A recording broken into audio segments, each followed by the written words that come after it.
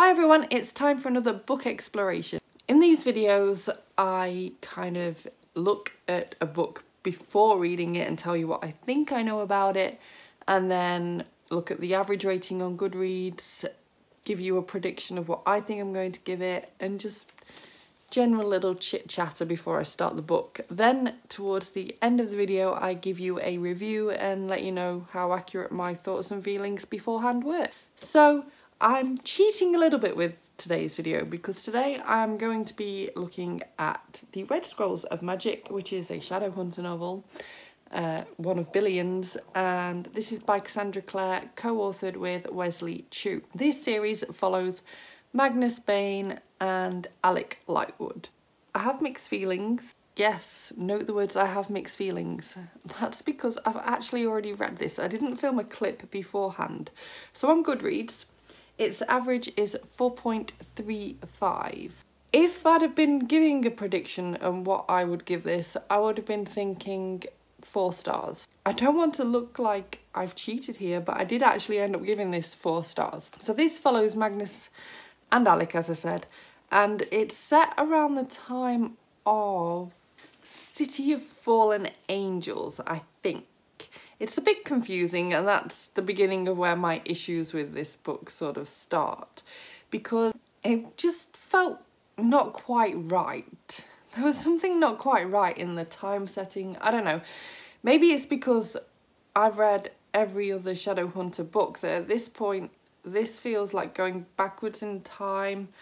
I'm desperate to do a reread of the entire Shadowhunter Chronicles, and I want to read them chronologically in terms of like the actual timeline, but obviously there's no point doing that until every single book is out. This is almost like a backward step for me, and even the writing felt kind of backwards. I'm assuming that is because it was co-authored, so it just wasn't as complex as what some of the later works, especially like the Dark Artifices, that it just felt more Mortal Instruments-y again. And not just because of the character choices. I love Magnus and I love Alec, and so I was going into this thinking I really can't wait to hang out with those 2 characters specifically.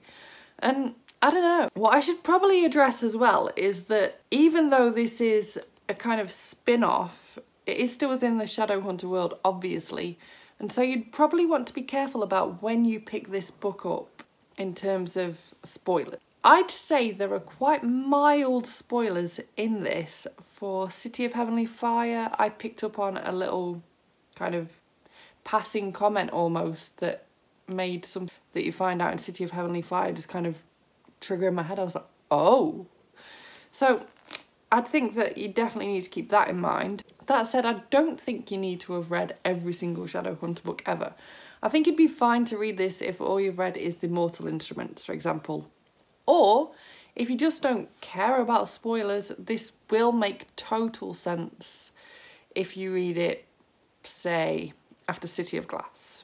You'd be fine at that point to be reading this totally. As I said, the writing just wasn't quite there for me. Towards the end, it did get a bit more kind of intertwined with other things and did start getting a bit more complex again, and it is left in such a way that I can't wait to pick up the second book in this series whenever that is coming out. It was missing that kind of something. If the ending hadn't been as impactful as what it ended up being, I don't think that I'd have rated this any higher than 3 stars, which is actually shocking to me. For the first half to 2/3, I was like, this is good, but it's not excellent. It's just okay. It's nothing special, but then the plot gets going a lot more. You start bumping into other characters that we know, and before you know it, I was pretty hooked and it was getting really good, and I was suddenly thinking, yeah, this is what I was here for, but you shouldn't be having to read 250 pages thinking, yeah, this is what I'm here for. So there is that. Of course, this book is very much just a setting up for the series too, I suppose, but it was also incredibly short, which was quite weird for a Cassandra Clare, but I'm not necessarily saying it's a bad thing, but it was like just 345 pages. I will say, as a bonus for this series obviously has a lot of representation in it that you wouldn't normally necessarily see in fantasy. You might come across, for example, a gay relationship in contemporary, but you rarely get any focus on it like you do here in this fantasy novel. And I think that's what this series will really kind of stand out for. So that is obviously a major plus. I don't think I have much else left to say. I can't talk about the plot an awful lot because spoilers. So I think I'm going to leave that there. This was just a great intro to what will hopefully be a phenomenal new series. But it wasn't, oh my god, run out and buy it right now. You could wait a bit, maybe. It might help satisfy your Shadowhunter need while we're waiting for the next main series to come out. Especially since Chain of Gold has been pushed back to 2020, so maybe that'll give you a reason to go and pick this up. But yeah, if you've read this, let me know what you thought about it as well, because there were bits that I liked and there were bits that I just thought, dragging at this few amount of pages is just like, what's going on? So yeah, thank you so much for watching this video. If you liked it, please give it a thumbs up. Subscribe by clicking the image of me if you want to see more book reviews and other bookish content from me, and I will see you soon. Bye bye.